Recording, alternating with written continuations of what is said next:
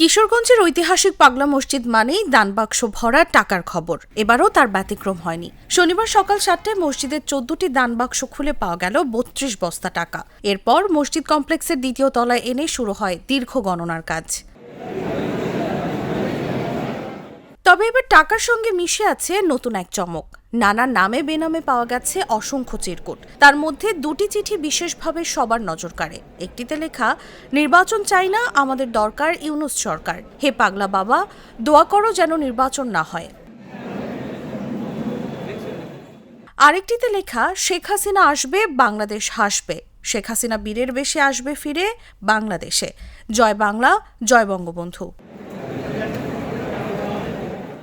দানবাক্সে টাকা পয়সা আর গহনা মিললেও এবার এই ভিন্নধর্মী রাজনৈতিক বার্তাগুলো তৈরি করেছে ব্যাপক আলোচনার ঝড়। কেউ বলছেন সাধারণ মানুষ তাদের আশা আকাঙ্ক্ষা ব্যক্ত করছে এভাবে, আবার কেউ বলছেন এসব চিঠি কারা রাখছে তার পেছনে অন্য উদ্দেশ্যও থাকতে পারে।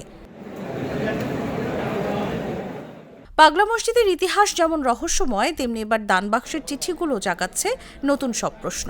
এই চিঠি কি সাধারণ মানুষের আবেগের বহিঃপ্রকাশ, নাকি এর পেছনে লুকিয়ে আছে ভিন্ন কোনো ইঙ্গিত?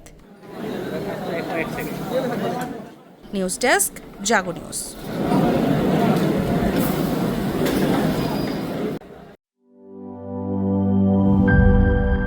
বান্ডেল থাকলে প্রতি সেনমানিতে টাকা বাঁচবে।